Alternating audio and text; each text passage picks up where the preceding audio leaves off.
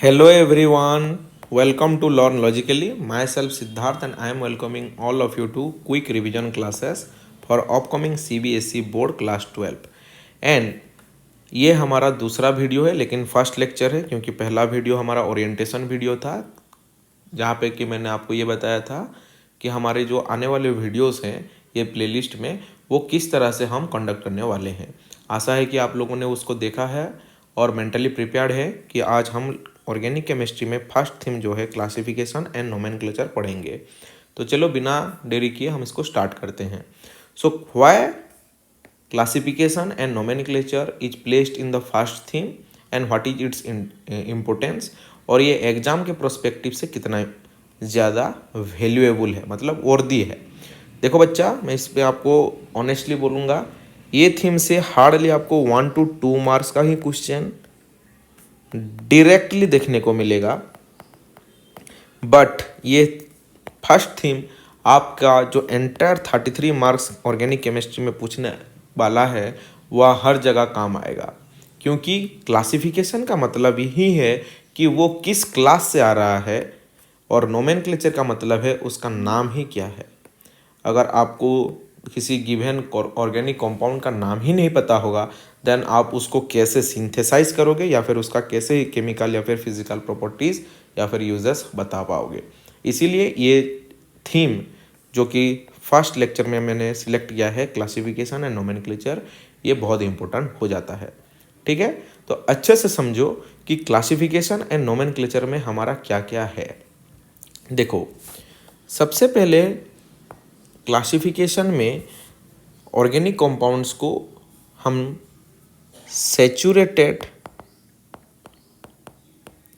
And unsaturated compound के हिसाब से क्लासिफाई करते हैं। सैचुरेटेड का मतलब है ओनली सिंगल बॉन्ड्स,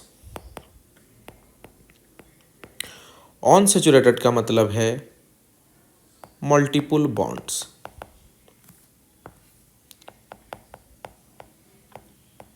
ठीक है, तो सिंगल बॉन्ड्स में देखो दो कैटेगरी आ जाएगा, एक तो ओपन चेन और दूसरा जो आएगा वो होगा एलिसाइक्लिक कंपाउंड्स। ठीक है, तो ओपन चेन में कौन आता है, ये लीनियर वाले जितने भी हैं ये सब कुछ आएगा कहाँ पे, ओपन चेन में। लेकिन एलिसाइक्लिक में कौन कौन आएंगे, यही वाले सेम वाले लेकिन साइक्लिक फॉर्म में। ये देखो साइक्लोब्यूटेन हो गया, ये साइक्लोप्रोपेन हो गया, ये सब एलिसाइक्लिक के अंदर आएंगे। मल्टीपल बॉन्ड्स में क्या है, देखो बेटा यहाँ पे दो कैटेगरी हैं मेनली। पहले तो ये ओपन वाला है, जैसे कि सपोज डबल सिंगल डबल, इसका नाम क्या होगा 1,3 ब्यूटाडाइन। कैसे मैंने पता किया, 1 2 3 4, अगर 4 कार्बन है देन वर्ड रूट आएगा ब्यूटा, डबल बॉन्ड के लिए इन आता है और कितने नंबर ऑफ डबल बॉन्ड है, 2 है, इसीलिए डाई। सो 1,3 किस लिए, क्योंकि ये नोमेनक्लेचर में अभी हम आगे पढ़ेंगे लोएस्ट लोकेंट रूल, मतलब फंक्शनल ग्रुप या फिर मल्टीपल बॉन्ड्स प्रेजेंट है देन हम उसको लोअर नंबर देते हैं जब भी हम नंबरिंग करते हैं। ठीक है, तो लोअर नंबर मतलब सबसे बढ़िया, जैसे कि आपका रैंक जितना आपको, जैसे मार्क्स जितना ज़्यादा हो उतना अच्छा लगता है, लेकिन रैंक जितना कम हो तब उतना आपको अच्छा लगता है। मतलब फर्स्ट रैंक सबसे ज़्यादा मार्क्स, सेकंड रैंक उससे थोड़ा कम मार्क। ठीक वैसे ही ऑर्गेनिक कंपाउंड्स को भी जब कम नंबर मिलता है, मतलब कम रैंकिंग में फंक्शनल ग्रुप मिलता है, तब वो ज़्यादा खुश होते हैं। ठीक है, इसको इस हिसाब से याद रखो, आसानी होगा। सो ओपन चेन में अगर ऐसे मल्टीपल बॉन्ड है देन हम उसको क्या बोलेंगे, अनसैचुरेटेड कंपाउंड। या फिर और एक एग्जांपल देखो, CH ट्रिपल बॉन्ड CH, इसको हम क्या बोलते हैं, एसिटिलीन बोलते हैं, जो कि अल्काइंस के कैटेगरी में आता है। आप सब लोगों को बता दूं, हाइड्रोकार्बन जो क्लास है इसको हम ब्रॉडली 3 भाग में डिवाइड किए हैं। एक आता है अल्केन, एक आता है अल्काइन, सॉरी पहले अल्किन आएगा उसके बाद अल्काइन, सीक्वेंस में जाना सबसे इम्पोर्टेंट है। अल्केन का जनरल फॉर्मूला होता है CnH2n+2, example methane, ethane, propane etcetera. और अल्किन का देखो क्या होगा, CnH2n, वही C2H4, मतलब क्या हो गया, इथिन, C3H6 प्रोपीन। अल्काइन का जनरल फॉर्मूला क्या होगा, CnH2n-2 CH triple bond CH, मतलब C2H2, जिसको कि हमने अभी पढ़ा एसिटिलीन और इथाइन बोलते हैं। एसिटिलीन इसका कॉमन नेम है और इथाइन इसका क्या है, IUPAC नेम है। तो ये जो दोनों कैटेगरी है नीचे वाले, जहाँ पे कि डबल बॉन्ड प्रेजेंट है, हम इसको क्या बोलेंगे, ऑन सेचुरेटेड कॉम्पाउंड, और ऊपर का को हम क्या बोलेंगे, अल्केन को सेचुरेटेड कॉम्पाउंड। ठीक है, ये देखो ओपन चेन में मल्टीपल बॉन्ड में कैटेगरी में ये सारे एग्जाम्पल हो गए। दूसरा एक जो कैटेगरी है, यहाँ पे हम इसको एरोमेटिक, सबसे पहले हम इस यहाँ पे साइक्लिक करेंगे। साइक्लिक के अंदर फिर दो कैटेगरी होगा, एक एरोमेटिक और एक नॉट एरोमेटिक कैटेगरी। ठीक है, एरोमेटिक में जैसे एरोमेटिक फिर again classified into benzoate and non benzoate. ये सब का एग्जाम्पल ये देखो, मैं डायरेक्टली आपको क्लास 11 के एनसीईआरटी से ही दिखा देता हूँ, आसानी होगी। ये देखो, ये हमारे क्लास 11 के बुक में दिया गया है, classification of organic compounds, where organic compounds can be classified into acyclic और cyclic. Again cyclic can be classified into homocyclic और carbocyclic, then heterocyclic, then homocyclic can be classified into alicyclic and aromatic compounds. Aromatic compounds can be classified into benzoate and non-benzoate। और यहाँ पे इन सब का एक एक example दिया गया है, जो कि मैं आशा करता हूँ आप सब लोगों को पता है। अगर नहीं पता है देन आप थोड़ा देख लो इसको, ठीक है, क्यों इसमें ज़्यादा हम डिटेल में अगर जाएंगे देन हमारा क्लास 12 का कॉन्टेक्स्ट से डाइवर्ट होते जाएंगे। तो हमारा टारगेट है क्लास 12 को क्रैक करना। मेरा स्टाइल ये है कि क्लास 12 में जो 11 का कॉन्सेप्ट आएगा तब मैं उसको थोड़ा थोड़ा बोल दूंगा, लेकिन यहाँ हम ज़्यादा डिटेल में नहीं घुसेंगे, क्योंकि हमको ज़्यादा टाइम कहाँ पे स्पेंड करना है, 12th में, क्योंकि ऑलरेडी हमने 11th पास कर लिया है लेकिन 12 नहीं किए हैं।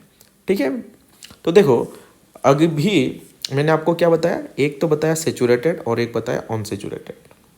आपको सब क्वेश्चन में ये कहाँ पे हेल्प होगा, जैसे कि कॉम्पिटेंसी बेस्ड क्वेश्चन में एक दिया होता है, suppose compound A having molecular formula this shows Baeyer's test. Baeyer's test मतलब क्या है, इसको पहले याद रखना पड़ेगा, या फिर ब्रोमीन वाटर टेस्ट वो शो करता है। ये देखो यहाँ पे तुम लोग फंस जाते हो, लेकिन इसका पूरा लिंक क्लासिफिकेशन से है। ये जो मैंने दो रिएजेंट बताया, ये बताया एक बेयर्स रिएजेंट टेस्ट और एक बताया ब्रोमीन वाटर टेस्ट। ये दोनों ही टेस्ट एक compound whether it is unsaturated और सैचुरेटेड है, इसको टेस्ट करने के लिए हम इस्तेमाल करते हैं। अगर ब्रोमीन वाटर यूज करके उस कंपाउंड का कलर डिकलराइजेस हो रहा है, मतलब वो एक अनसैचुरेटेड है। क्यों होता है वो हम आगे पढ़ेंगे मैकेनिज्म में।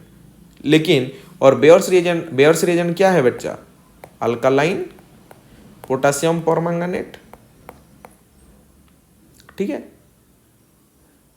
तो ऐसे ही बेसिक्स रिएजेंट के साथ जब मिल जाता है तब एक क्वेश्चन फ्रेम होता है आपका क्लास 12 में।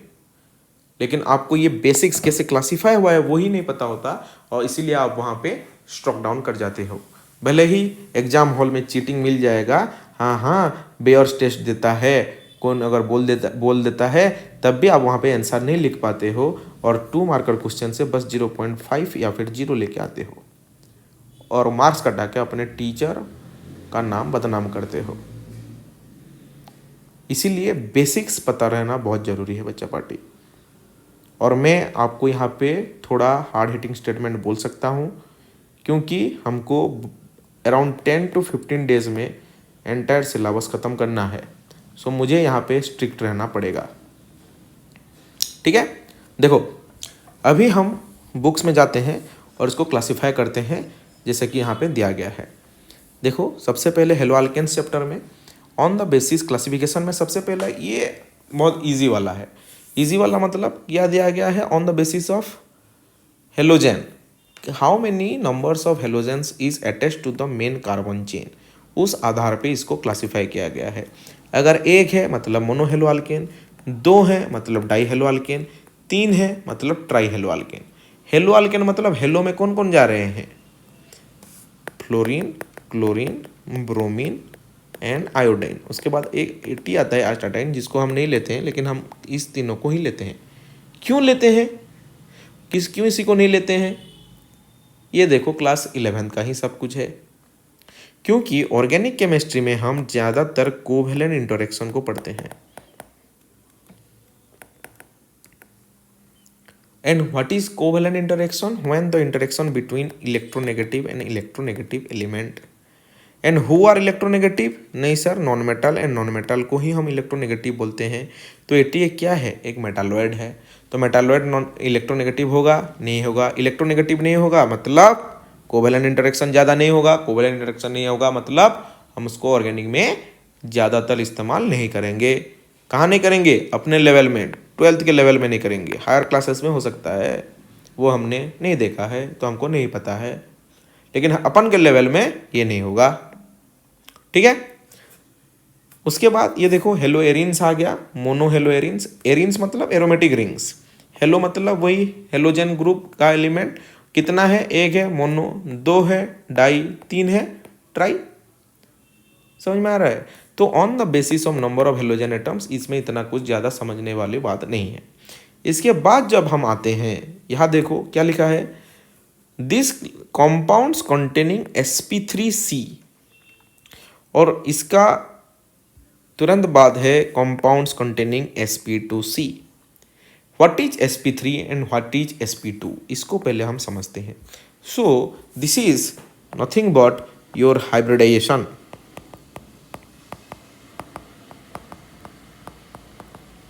हाइब्रिडाइजेशन को समझने से पहले हमको वैलेंस बॉन्ड थ्योरी समझना थोड़ा इम्पोर्टेंट है, क्योंकि वैलेंस बॉन्ड थ्योरी के बाद ही हाइब्रिडाइजेशन आया।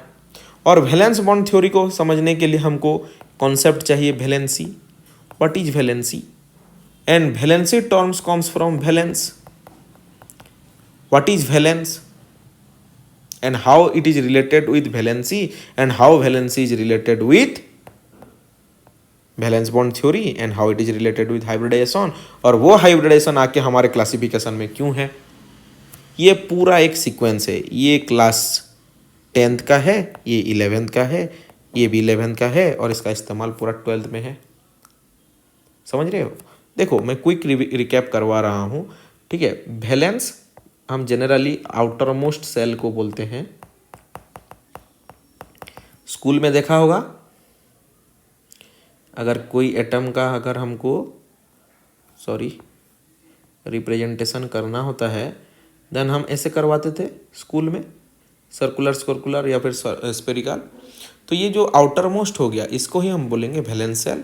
और आउटर मोस्ट सेल में जो इलेक्ट्रॉन्स होंगे, हम उनको क्या बोलेंगे, valence shell electron. So what is valency, valency is nothing but combining capacity of an element by lose और gain an electron। क्या है उसको समझने के लिए हमको वैलेंसी के प्रकार थोड़ा समझना पड़ेगा। वैलेंसी दो प्रकार के होते हैं। पहला इलेक्ट्रोवैलेंसी, दूसरा कोवैलेंसी। इलेक्ट्रोवैलेंसी क्या है, नहीं सर ये आयनिक कंपाउंड में देखने को मिलता है। कोवैलेंसी कहाँ पे देखने को मिलता है, नहीं सर कोवैलेंट कंपाउंड में देखने को मिलता है, जो कि हमारा ऑर्गेनिक में है। इलेक्ट्रोवैलेंसी आयनिक मतलब क्या है, नहीं सर हमारे एंटायर पीरियोडिक टेबल जो है, वहाँ पे 3 तरह के लोग हमको ज़्यादातर देखने को मिलते हैं। क्या मिलते हैं, सबसे पहले मेटल, उसके बाद नॉन मेटल, और उसके बाद मेटालॉइड, यही मिलते हैं। मेटल्स आर क्या होते हैं, इलेक्ट्रोपॉजिटिव, नॉन मेटल्स आर क्या होते हैं, electronegative. So when the interaction is between an electropositive and electronegative species, it is called as electrovalency और ionic interaction. That means the interaction between a metal and non metal.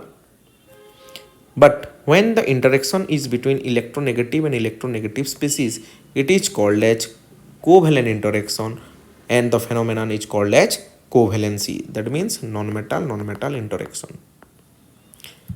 ठीक है बच्चा, यहाँ से ही आता है आयोनिक बॉन्डिंग, और यहाँ से ही आता है कोवेलेंट बॉन्डिंग, जो कि हम लोग केमिकल बॉन्डिंग में पढ़ते हैं. इसके बाद हमारा जो भी है क्या बोलते हैं, metallic bonding, ionic bonding, covalent bonding, ये जो 3 मेन टाइप के बॉन्ड है वो इस आधार में बने हैं. ठीक है. सो टाइप्स ऑफ बॉन्ड्स से types of interactions. Type of interaction कहाँ से आ रहा है, टाइप्स ऑफ एलिमेंट से आ रहा है. टाइप्स ऑफ एलिमेंट कहाँ पे है, पीरियोडिक टेबल में है, और ये सब वैलेंसी के साथ रिलेटेड है, जो कि वैलेंस बॉन्ड थ्योरी में आएगा, जो कि हाइब्रिडाइजेशन में आएगा, जो कि हमारे क्लासिफिकेशन में आएगा, जो कि हमारे सवाल में भी आएगा. और सवाल में आएगा तो नहीं लिखोगे तो मार्क्स नहीं आएगा. सो ये पूरा बैकवर्ड लिंकेज है, ये आपको कहीं भी 12th में नहीं पड़ेगा, लेकिन जब तक ये नहीं समझे हो आप 12th में नहीं जा सकते. ठीक है. वो तो स्ट्रेंज है कि आप लोग चले आए हो, प्री बोर्ड, बोर्ड, प्रैक्टिकल भी खत्म हो गया है. ठीक है. इसका एक एग्जाम्पल देखो बच्चा, मैं बस 2 मिनट आपका लूँगा और इसको समझाऊंगा. एक एग्जाम्पल ले रहा हूँ NaCl का, और एक एग्जाम्पल लूँगा CH4 का. ये कैसे हो रहा है, क्यों हो रहा है, इसको थोड़ा अच्छे से समझेंगे. देखो, सब कुछ इलेक्ट्रॉनिक कॉन्फ़िगरेशन से हम समझेंगे. तो sodium 11 electronic configuration, 1s2 2s2 2p6 3s1. Sodium में क्या है, मेटल है, मेटल मतलब इलेक्ट्रोपॉजिटिव. ठीक है. क्लोरीन क्या है, 17 atomic number, configuration 1s2 2s2 2p6 3s2 3p5. ये क्या है, इलेक्ट्रोनेगेटिव है, मतलब नॉन मेटल है. ठीक है. अभी देखो, एक ब्रह्मास्त्र मैंने आपको बोलना भूल गया थोड़ा. क्या है वो ब्रह्मास्त्र, यहाँ पे देखो. अगर वैलेंस सेल में टोटल नंबर ऑफ इलेक्ट्रॉन 8 है, ऑक्टेट है, देन ये एटॉम काफ़ी स्टेबल है. यहाँ पे सेंटर में प्रोटॉन रहता है कोर में, और बाहर में कौन रहता है, इलेक्ट्रॉन रहते हैं. तो अगर ये वैलेंस सेल के में टोटल नंबर ऑफ इलेक्ट्रॉन अगर 8 हैं, देन वो काफ़ी स्टेबल है. जैसे कि आपका इनॉट गैस, ग्रुप 18 एलिमेंट्स, और बाकी जितने भी मॉलिक्यूल्स हैं, एलिमेंट्स हैं, वो आइदर इलेक्ट्रॉन लूज करके या फिर गेन करके, मतलब अपने कंबाइनिंग कैपेसिटी के माध्यम से ही वही ऑक्टेट स्टेट को अचीव करना चाहते हैं. क्योंकि octet state is the sign of stability, और दुनिया में सब लोग स्टेबल होना चाहते हैं. मार्क्स अच्छे आएंगे तो हम थोड़ा स्टेबल हो जाएंगे, इसलिए पढ़ रहे हैं. ऐसा है ना. यही सोच ही गलत है बेटा.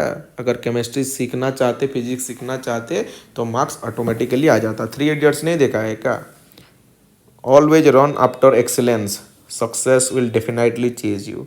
But if you chase success, then success आएगी कि नहीं आएगी नहीं पता है, पर उसके वजह से आपका हैप्पीनेस जरूर चला जाएगा, इसकी गारंटी है. ठीक है. So electropositive and electronegative, electropositives are metal, electronegative are non-metal. यहाँ पे मैं आपको 2 ब्रह्मास्त्र दे रहा हूँ. और क्या, इलेक्ट्रोपॉजिटिव मेटल्स लोगों का आयोनाइजेशन एंथैल्पी लो होता है, और नॉन मेटल लोगों का इलेक्ट्रॉन गेन एंथैल्पी या फिर इलेक्ट्रॉन एफिनिटी बहुत ज़्यादा होता है. क्या है ये 2 चीज़. आयोनाइजेशन एंथैल्पी का मतलब है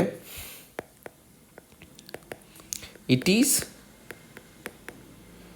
the amount of energy required to remove a valence electron when the atom is in its isolated gaseous phase.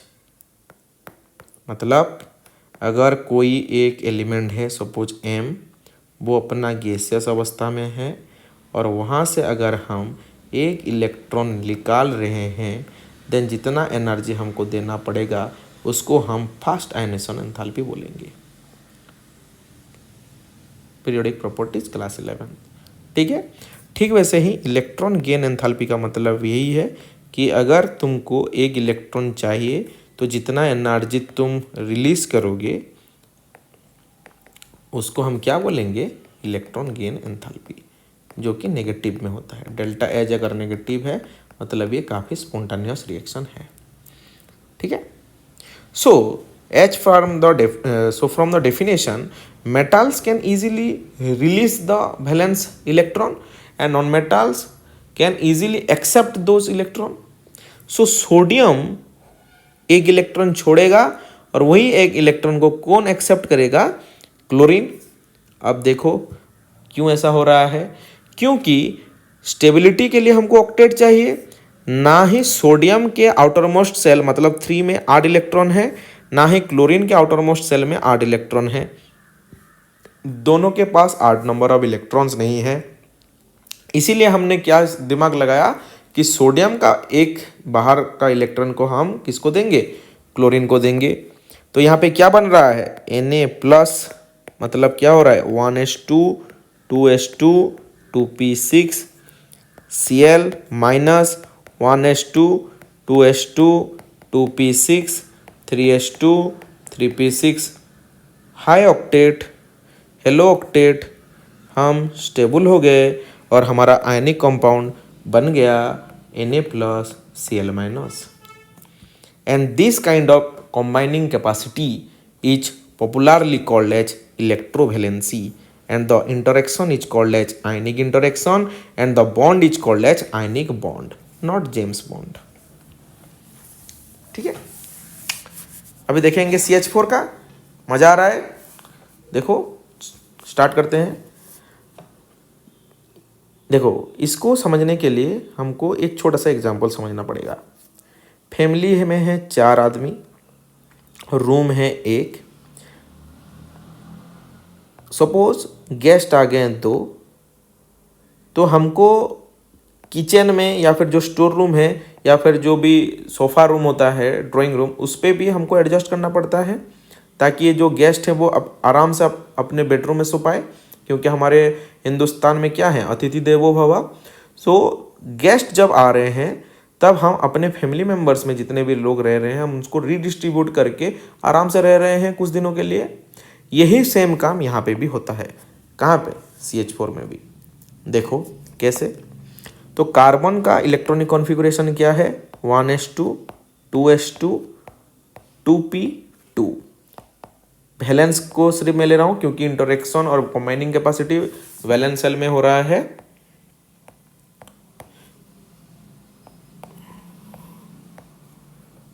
ये हो गया 2px1 2py1 2pz1, ये सब एटॉमिक स्ट्रक्चर का कॉन्सेप्ट है। ठीक है, अब देखो यहाँ पे क्या रूल बोलता है एच पर वैलेंस बॉन्ड थ्योरी, जो कि आप सब लोगों ने कोऑर्डिनेशन कॉम्प्लेक्सेस में भी पढ़ा होगा।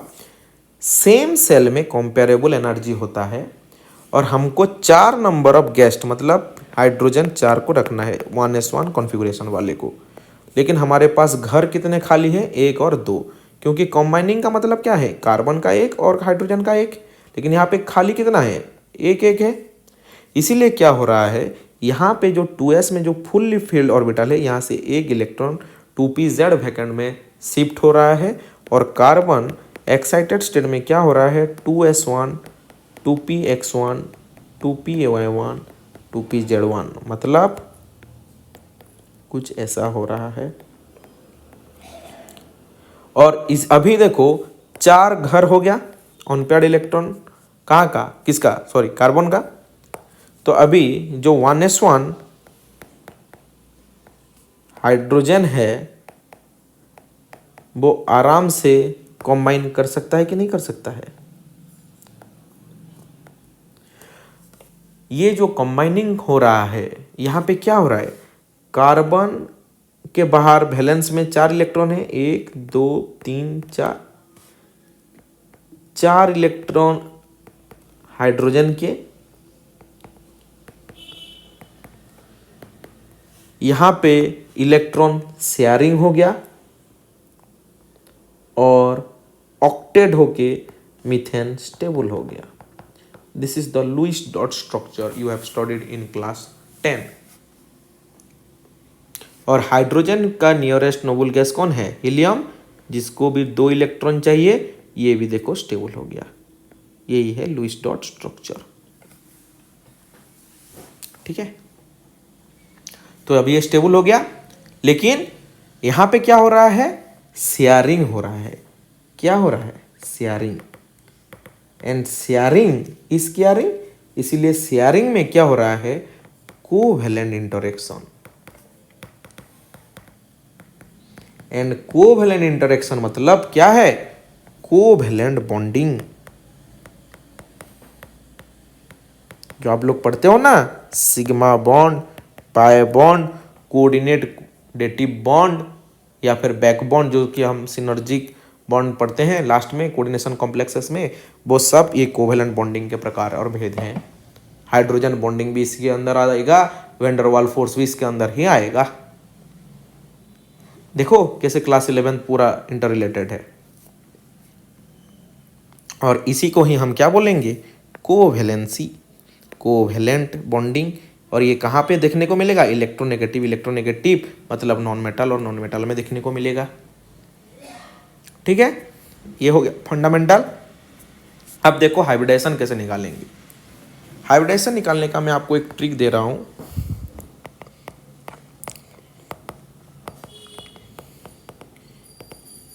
Calculate the total number of sigma bonds plus the total number of lone pairs is equal to number of hybrid orbitals, and hybrid orbitals is nothing but your hybridization। ये hybrid orbital को हम hybrid orbital क्यों बोलते हैं? क्योंकि इसका Z effective normal orbital से ज़्यादा होता है, साई स्क्वायर मैक्सिमम होता है और इनका डायरेक्शनल कैरेक्टर भी सबसे ज़्यादा होता है। ये जेई या फिर नीट में पूछा जाता है ये सवाल अक्सर। ठीक है, तो हाइब्रिडाइजेशन में क्या होगा देखो, एग्जाम्पल के माध्यम से हम समझेंगे। जैसे कि मैंने बोला CH4, CH4 का हमको स्ट्रक्चर पहले बनाना पड़ेगा। CH H रूल क्या बोला? Calculate the total number of sigma bond and the total number of lone pair. How many sigma bonds are there? देखो 1 2 3 4 सिग्मा बॉन्ड्स, 0 लोन पेयर, मतलब कुछ नहीं लिखूंगा। ठीक है, इसका मतलब S plus P plus P plus P। S का एजिमुथल क्वांटम नंबर कितना है? 0। P का कितना है? 1। D का कितना है? 2। F का कितना है? 3। ये क्वांटम नंबर्स में ये क्या है? Azimuthal quantum number. Magnetic quantum number क्या होता है? प्लस माइनस L, मतलब S ऑर्बिटल का वही 1 मतलब 0 ही होगा। P ऑर्बिटल का कितना होता है? -1 0 प्लस 1। अरे ये पता है कि नहीं पता है? रुको मैं लिखवा देता हूँ, एक साथ रिवीजन हो जाएगा। ये कैसे हो रहा है नहीं तो फिर बाद में पूछेंगे। Azimuthal quantum number of S orbital, P orbital, D orbital and up orbital.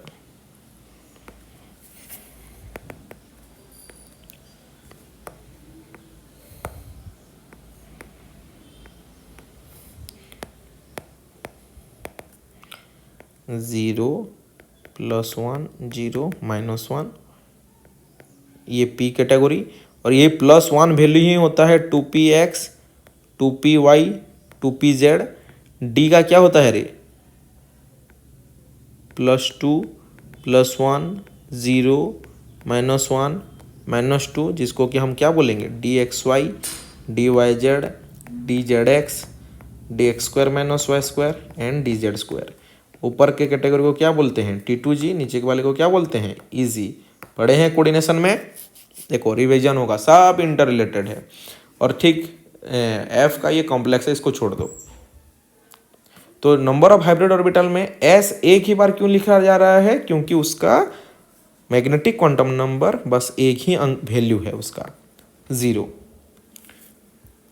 उसके बाद पी स्टार्ट हो रहा है, पी 3 में हो गया। अगर इसके बाद अगर कुछ होता तो वहां पे क्या स्टार्ट होता? डी, क्योंकि पी 3 में ही खत्म हो जा रहा है। ठीक है, तो मीथेन का क्या होगा? S plus p plus p plus p, hybridization क्या होगा? sp3। sp3 हाइब्रिडेशन का ज्योमेट्री क्या है? टेट्राहेड्रल। उसका बॉन्ड एंगल कितना है? 109.28 मिनट। कैसे पता चल रहा है देख लो।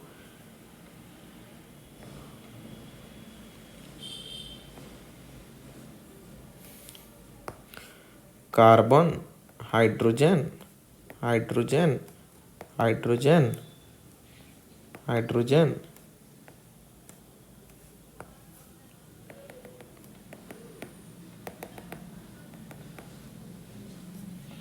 यही है 3D representation of CH4 and the bond angle is 109.28 minute. ये सब 11th का है बेटा। तो अभी बैक करें क्लासिफिकेशन में, हेलो अल्केन चैप्टर में हाइब्रिडाइजेशन कैसे निकालना है। जैसे कि और एक एग्जांपल ले लो, वाटर का। सपोज वाटर में OH बैलेंस में 2 इलेक्ट्रॉन होते हैं ऑक्सीजन के। अब इसका निकाल लो, total number of bond pair कितना है? Sigma bond pair 1 2, lone pair कितना है? 1 2। तो total number of hybrid orbital कितना हो गया? 4। हाइब्रिडेशन क्या हो गया? sp3। इसका शेप क्या होगा? Band shape. Bond angle 104। ठीक है, ये बॉन्ड एंगल क्यों कम हो रहा है और शेप क्यों कम चेंज हो रहा है from the tetrahedral and the 109.28? इसके लिए हमको एक BSc-PR थ्योरी पढ़ना पड़ता है, जो कि हम बाद में पढ़ेंगे, अभी इसका इतना इम्पोर्टेंस नहीं है। ठीक है, लेकिन अगर तुम लोगों को इंटरेस्टेड हो देन मैं क्लास 11th का भी लेक्चर शुरू कर दूंगा, कमेंट में बताना।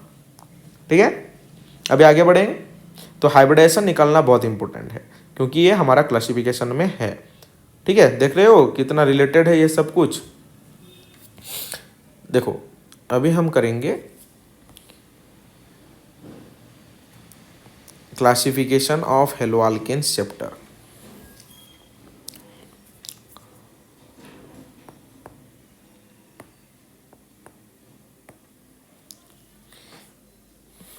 प्राइमरी, सेकेंडरी एंड टर्शियरी, इसको कैसे याद रखें?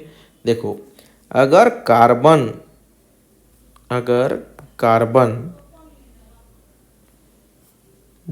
के पास 2 हाइड्रोजन हैं, कौन से कार्बन के पास? Alpha carbon. ये है क्या? Functional group. फंक्शनल ग्रुप को जो कार्बन लगा रहता है हम उसको क्या बोलेंगे? Alpha carbon. अगर अल्फा कार्बन के पास 2 नंबर ऑफ हाइड्रोजन है मतलब प्राइमरी, 1 हाइड्रोजन है मतलब सेकेंडरी, 3 हाइड्रोजन है मतलब टर्शियरी। प्राइमरी, सेकेंडरी एंड यहाँ पे देखो 0 मतलब टर्शियरी। सॉरी यहाँ पे 0 होगा, ये 1 है, यहाँ देखो 2 है और यहाँ 0 है। उसके बाद देखो एलिसाइक्लिक हेलाइड्स। एलाइलिक हेलाइड्स मतलब एलाइलिक हेलाइड्स का मतलब डबल सिंगल बॉन्ड, इसको हम क्या बोलेंगे? एलाइलिक। ये कार्बन sp3 कार्बन है, लेकिन ये कार्बन sp2 कार्बन है।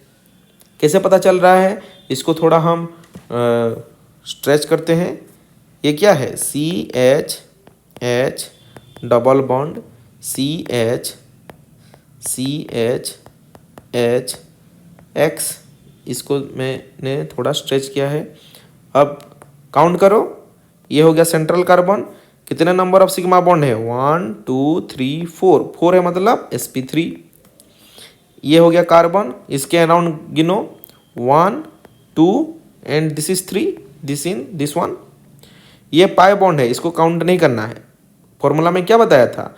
You have to only calculate the number of sigma bond, not the pi bond. ठीक है, सो ये देखो 1 2 3, 3 मतलब sp2, ये भी 3 है 1 2 और ये 3 मतलब sp2। ऐसे आप अभी पहले सीख रहे हो ट्रिक, इसीलिए आपको थोड़ा लेट लग सकता है, लेकिन अगर आप यूजुअली प्रैक्टिस करते जाओगे then it will be very easy. यहाँ पे भी देखो ये हो गया sp2, ये sp2 और ये क्या हो गया sp3। यहाँ पे और एक बॉन्ड है हाइड्रोजन वाला जिसको कि यहाँ पे छुपा गया है, इसको ऐसे नहीं रिप्रेजेंट करते। अगर कुछ नहीं लिखा है मतलब वहाँ पे ऑटोमेटिकली हाइड्रोजन है, ठीक है। जैसे कि यहाँ पे हाइड्रोजन ऑलरेडी है लेकिन हम सिर्फ कार्बन्स को इंडिकेट करते हैं। This is the structural representation of organic molecules. उसके बाद देखो बेंजाइलिक हैलाइड्स। बेंजाइलिक का मतलब क्या है, आर ग्रुप। ये जो आर ग्रुप लगा है वही आर ग्रुप के जगह अगर एक बेंजीन रिंग लगा है या फिर एक एरोमेटिक रिंग लगा है देन हम इसको क्या बोलेंगे, benzylic halides. Benzylic functional group का फॉर्मूला है C6H5CH2। This is the benzylic, या फिर इसको हम PHCH2 बोल के भी लिख सकते हैं, या फिर C6H5CH2 ऐसे बोल के भी लिख सकते हैं। आपको सवाल किसी के हिसाब से भी लेके आएगा। अब देखो यहाँ पे एक इंटरेस्टिंग चीज दिया गया है, जैसे कि ये कार्बन में R dash and R double dash है। एक तो बेंजीन रिंग फिक्स्ड है। अगर R डैश CH3 है और R डबल डैश H है, मतलब ये हाइड्रोजन है और ये CH3 है, तो ये कितना डिग्री होगा। अल्फा कार्बन में एक हाइड्रोजन है, अल्फा हाइड्रोजन में अगर एक हाइड्रोजन है मतलब वो कितना डिग्री होगा, यहाँ पे देखो 2 डिग्री, ये देखो 2 डिग्री। लेकिन अगर यहाँ पे भी CH3 है, दोनों जगह CH3, R1 is equal to R2 मतलब R dash is equal to R double dash is equal to CH3, मतलब अल्फा कार्बन में 0 नंबर ऑफ हाइड्रोजन है। 0 नंबर ऑफ हाइड्रोजन मतलब टर्शियरी, मतलब यहाँ पे भी टर्शियरी, ठीक है। उसके बाद देखो कंपाउंड्स कंटेनिंग sp3CX बॉन्ड। यहाँ पे देखो sp3 मतलब अभी बताया, सॉरी sp2 बताया था, अभी हमारा sp3 खत्म हो गया। sp2 में ये देखो ये हो गया sp2, ये हो गया sp2, इसको हम क्या बोलेंगे, विनाइलिक हैलाइड्स। ये देखो sp2 एराइल हैलाइड्स मतलब एरोमेटिक रिंग के साथ जो लगा हुआ है, ये हो गया sp2, ये हो गया sp2, ठीक है। अल्कोहल का क्लासिफिकेशन देखते हैं। अल्कोहल में भी ठीक वैसे ही है। अगर एक हाइड्रोक्सिल ग्रुप है तो उसको मोनोहाइड्रिक, 2 है मतलब डाइहाइड्रिक, 3 है मतलब ट्राइहाइड्रिक। बस यहाँ एलिफेटिक में है और यहाँ एरोमेटिक में है। ठीक वैसे ही sp3OH बॉन्ड, ये देखो sp3 वाला वही प्राइमरी, कार्बन में 2 नंबर ऑफ हाइड्रोजन है, यहाँ पे 1 नंबर ऑफ हाइड्रोजन है मतलब सेकेंडरी, यहाँ पे 0 नंबर ऑफ हाइड्रोजन है मतलब टर्शियरी। एलाइलिक का मतलब अभी बताया था, एलाइलिक का मतलब क्या, डबल सिंगल ग्रुप, जो भी ग्रुप यहाँ पे लगेगा, ये देखो डबल सिंगल ये ग्रुप लगा है, डबल सिंगल ग्रुप लगा है, डबल सिंगल ग्रुप लगा है। सेकेंडरी टर्शियरी प्राइमरी कैसे हो रहा है, फंक्शनल ग्रुप को देखो, ये सॉरी फंक्शनल ग्रुप हो गया ये OH ग्रुप। OH ग्रुप में कितने नंबर ऑफ OH ग्रुप का एडजेसेंट कार्बन मतलब फंक्शनल ग्रुप को जो कार्बन बियर कर रहा है उसको हम क्या बोल रहे हैं, अल्फा कार्बन। अल्फा कार्बन में नंबर ऑफ हाइड्रोजन कितना है, 2 हाइड्रोजन है, 2 हाइड्रोजन मतलब प्राइमरी। यहाँ पे 1 हाइड्रोजन है, ये रहा 1 हाइड्रोजन, 1 हाइड्रोजन है मतलब सेकेंडरी। यहाँ पे देखो 0 नंबर ऑफ हाइड्रोजन लगा है इस कार्बन को, यहाँ भी कार्बन है, यहाँ भी कार्बन है, यहाँ भी कार्बन है, मतलब ये क्या हो गया, टर्शियरी। तो अगर 0 नंबर ऑफ हाइड्रोजन लगा है अल्फा कार्बन को तो टर्शियरी, 1 हाइड्रोजन लगा है तो सेकेंडरी, अगर 2 हाइड्रोजन लगा है तो प्राइमरी। वही सेम थीम के ऊपर ही क्लासिफिकेशन है। अभी यहाँ देखो ये बेंजाइलिक मतलब अभी बताया था क्या, C6H5CH2 यही है। देखो OH OH OH, यहाँ पे देखो अल्फा कार्बन में 2 हाइड्रोजन है, प्राइमरी। अल्फा कार्बन में एक हाइड्रोजन है, सेकेंडरी। यहाँ पे देखो अल्फा कार्बन में हाइड्रोजन ही अटैच नहीं हुआ है, मतलब टर्शियरी। उसके बाद कंपाउंड्स कंटेनिंग sp2OH बॉन्ड, मतलब विनाइलिक। विनाइलिक का मतलब क्या बताया था, S double bond only. Allylic का मतलब डबल सिंगल ग्रुप।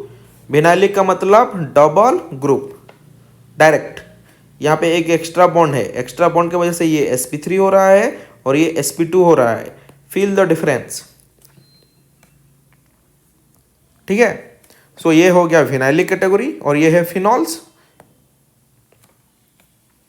ठीक है। ईथर में हम सिमेट्रिकल और अनसिमेट्रिकल करके देखेंगे, वो हम थोड़ा आगे देखेंगे, ठीक है, जैसे कि हम आगे बढ़ेंगे ईथर जब डिस्कस करेंगे। अभी देखते हैं एल्डिहाइड्स। एल्डिहाइड्स में ऐसे कैसे क्लासिफाई करते हैं, देखो this is the carbonyl group. Carbonyl group में ये एक पोजीशन है, ये एक पोजीशन है। अगर एक पोजीशन हाइड्रोजन में फिक्स्ड होता है देन हम उसको क्या बोलते हैं, एल्डिहाइड बोलते हैं। अगर एक पोजीशन में ब्लैंक मतलब यहाँ पे हाइड्रोजन भी हो सकता है, अल्किल ग्रुप भी हो सकता है, ठीक है। इसका मैं देखो आप लोगों को एक ट्रिक बताता हूँ। सी कार्बन इज टेट्रावेलेंट, मतलब 4 बॉन्ड करेगा, 1 2 3 4, 4 इलेक्ट्रॉन बाहर में है। ये हो गया सपोज सेकंड पोजीशन, ये हो गया फर्स्ट पोजीशन। सेकंड में हम हाइड्रोजन को बैठाते हैं, देन हम इसको क्या बोलेंगे, एल्डिहाइड। अगर यहाँ पे हम CH3 बिठाएंगे मतलब और एनी आर बिठाएंगे, सपोज एनी आर बिठाएंगे, देन हम इसको क्या बोलेंगे, कीटोन। यहाँ पे हाइड्रोजन भी बैठ सकता है, आर बैठ सकता है, यहाँ आर बैठ सकता है, आर डैश बैठ सकता है फर्स्ट पोजीशन में। यहाँ पे आर एच या फिर आर डैश बैठ सकता है और ओ एच बैठ रहा है सेकंड पोजीशन में, हम देन हम इसको क्या बोलेंगे, कार्बोक्सिलिक एसिड। यहाँ पे अगर H बैठ रहा है, सॉरी H नहीं बैठ सकता यहाँ पे, सॉरी ये गलती हो गया, R या फिर R डैश या फिर OR डैश बैठ रहा है, देन ये हो गया एस्टर, ठीक है। यहाँ पे H बैठ सकता है, यहाँ पे भी H बैठ सकता है बच्चों, सॉरी, क्योंकि फंक्शनल ग्रुप के हिसाब से जो फॉर्मूला क्या है एल्डिहाइड का CHO, कीटोन का क्या है RCO R dash, carboxylic acid का क्या है COOH, एस्टर का क्या है COOR डैश और OR। और एग्जांपल देखो, C डबल बॉन्ड O, दोनों ही जगह अगर H लग गया, अगर एक जगह H है मतलब एल्डिहाइड ही होगा, एक जगह H लग गया मतलब इसका नाम हो गया फॉर्माल्डिहाइड। H COOH मतलब ये वाला, ये क्या हो गया, हो जाएगा मिथानोइक एसिड। ये नेमिंग कैसे हो रहा है ये हम नेक्स्ट वीडियो में देखेंगे बच्चों, क्योंकि अभी ये वीडियो बहुत ज़्यादा लेंदी हो रहा है, तो मैं बाकी 2 चैप्टर जो हैं उनका क्लासिफिकेशन ख़त्म कर रहा हूँ, ठीक है। देख लो एमीन्स में भी ठीक वैसे ही है, एमीन्स में भी हम लोग सेम ही फॉर्मूला यूज़ करते हैं, जैसे कि वहाँ पे इसके पहले जो भी हम लोग क्लासीफाई कर रहे थे वहाँ पे हम लोगों ने क्या किया, पहले हमने सबसे पहले CH4 लिया। CH4 मतलब क्या, alkane, having general formula CnH2n+2, alkane -1 hydrogen that is CnH2n+2 minus hydrogen is equal to CnH2n+1, this is alkyl। और अल्काइल ग्रुप को हिसाब से कार्बन में अगर यहाँ पे R है, H CH X, यहाँ पे कोई भी एक फंक्शनल ग्रुप सपोज लग रहा है, कोई भी एक फंक्शनल ग्रुप लग रहा है, RC R dash functional group hydrogen, R C R dash R double dash, यह एक फंक्शनल ग्रुप लग रहा है। उस हिसाब से हम इसको प्राइमरी सेकेंडरी या टर्शियरी करते थे। जैसे कि यहाँ पे 2 हाइड्रोजन है मतलब प्राइमरी, 1 हाइड्रोजन है तो सेकेंडरी, यहाँ पे 0 है मतलब टर्शियरी, ऐसे करते थे। ठीक वैसे ही यहाँ पे एमीन्स में क्या करेंगे, ये हो गया एमोनिया। अगर RnH2 2 नंबर ऑफ H है, RnR 1 नंबर ऑफ हाइड्रोजन है, या फिर RnR R डैश भी हो सकता है, 0 नंबर ऑफ हाइड्रोजन है, देन इसको भी हम प्राइमरी सेकेंडरी या फिर टर्शियरी बोलेंगे। या फिर अगर नाइट्रोजन का जो लोन पेयर है वो भी अगर ऑक्युपाइड हो जाए, R R R R, अगर लोन पेयर के वजह से कोई दूसरा एटम आकर अटैच होता है, देन हम वहाँ पे एक कैटायन देते हैं, क्योंकि वो इलेक्ट्रॉन भी शेयर्ड हो गया है, देन हम इसको क्या बोलते हैं, क्वाटरनरी सॉल्ट बोलते हैं। ठीक है, जो कि आपका ammonium salt NH4 plus Cl minus होता है, ammonium salt NH4Cl, ammonium chloride, वही ये क्वाटरनरी सॉल्ट के अंदर आता है, जो कि आपका एमाइंस में ही आता है। ये प्राइमरी सेकेंडरी एंड टर्शियरी। और इसके बाद जो नोमेनक्लेचर में हम करते हैं रिएक्शन यहाँ पे दिया गया है, ये देखो क्वाटरनरी सॉल्ट बुक में, ये हम करेंगे आगे। ठीक है, so the video is getting really very lengthy, I can totally understand. हम अच्छे से आराम से सीखेंगे बच्चों। तो आज हमने पहले वीडियो में क्लासिफिकेशन पार्ट को ख़त्म किया है। किस चीज़ को ख़त्म किया है, क्लासिफिकेशन पार्ट को ख़त्म किया है, नोमेनक्लेचर बाकी है। ठीक है, तो हम नेक्स्ट लेक्चर में नोमेनक्लेचर को करेंगे। तो सबसे पहले हमने क्या सीखा कि हमने सेचुरेटेड और अनसेचुरेटेड को सीखा, और यहाँ पे मैंने आप लोगों को सेचुरेटेड और अनसेचुरेटेड कंपाउंड को कैसे डिस्टिंग्विश करें उसका रिएजेंट बताया, bromine water and bears reagent, जो कि KMnO4 अल्कालाइन KMnO4 है।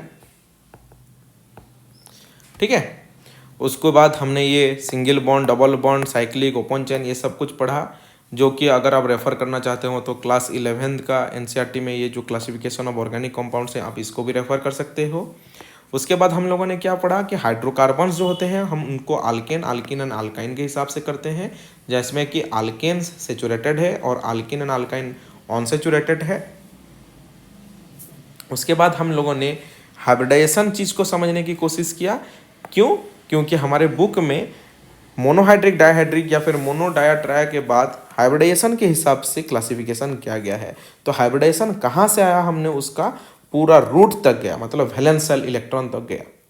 तो वैलेंस शेल इलेक्ट्रॉन मतलब outermost shell electron, valence electron मतलब वैलेंस शेल में जो इलेक्ट्रॉन है, वहाँ से हमने वैलेंसी पढ़ा। वैलेंसी का मतलब क्या है, कंबाइनिंग कैपेसिटी।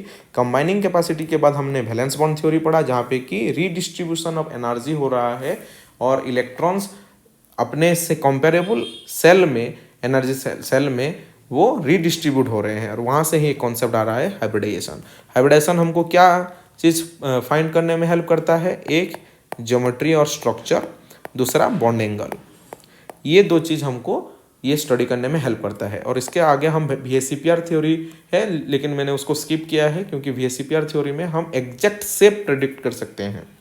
ठीक है, तो वैलेंसी में हमने पढ़ा electrovalency, covalency, electropositive, electronegative, metal, non metal, ये सब कुछ पढ़ लिया, ये एग्जाम्पल सब कुछ हमने देख लिया। और उसके बाद हाइब्रिडेशन का ट्रिक भी मैंने बताया है कि total calculate the total number of sigma bond and the total number of lone pair, which ultimately gives you the total number of hybrid orbitals and which ultimately give you hybridization and the bond angle and the geometry।